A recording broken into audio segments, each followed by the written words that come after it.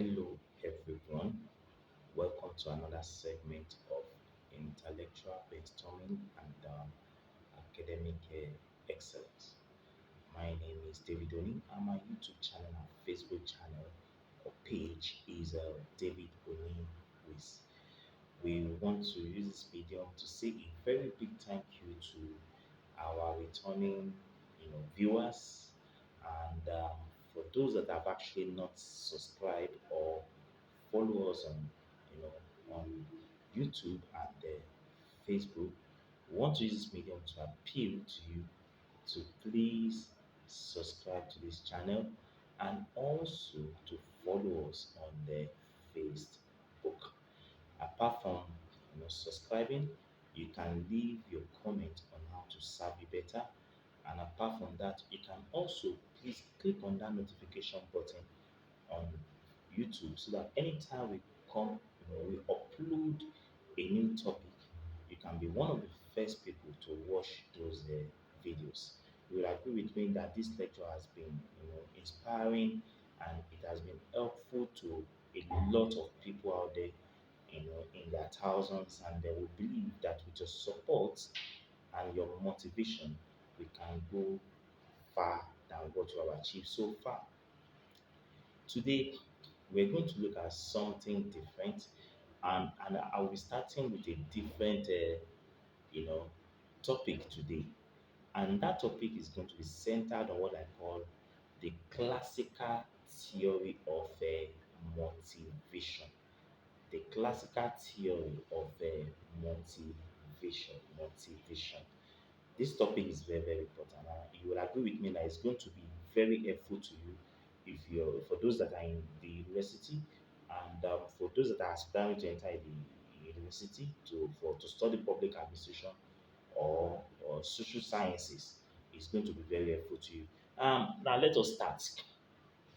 Now, when you're talking about the classical theories of motivation, the subject of motivation is the most researched, issues in public administrations. Researchers over time have attempted to explain why people behave, the way they do, and how they can be made to behave in a way that it will be supportive of organizational objectives. You understand? When you talk about motivation, there are some propelling force or factors that will motivate people to put in their best in an organization. And apart from that, if an organization actually want to achieve its aims and objectives, then motivation is very crucial, it's very, very important. It is indispensable. The basic nature of man at work is economy. When you ask an individual, why are you working? He will tell you to make money. But it is actually beyond the money.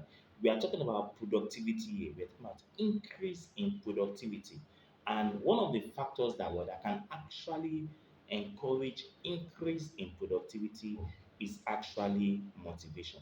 And that is why motivation is very, very important. Now, the motivating power of money cannot be ignored. Money is what is power, is very important. However, man does not just work for money, but other personal and interpersonal, factors or consideration, such as personal worth, recognition, and friendship, social pressures, and status, are as powerful in determining the production and level of what of job satisfaction. What are we saying here?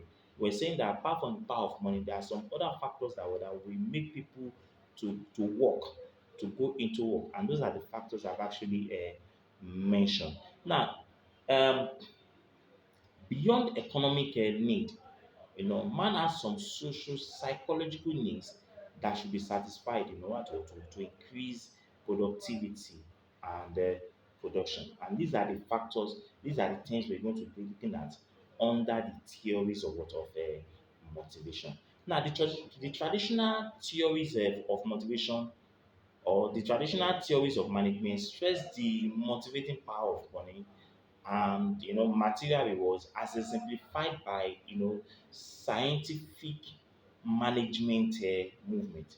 The classical theories actually lay great emphasis on what on satisfying the psychological needs of workers. So the psychological needs of workers are very important in any organization. For an organization to actually be able to achieve its whims and caprices, then it is important that the psychological needs of what of the workers must be taken into consideration, and that is why the theory of what you know of of motivation is very, very important. And that's why we're going to be looking at this in total. Because in our studies, I'm going to be mentioning, you know, different theories. We're going to base our studies on what? On three different theories that we're going to be looking at.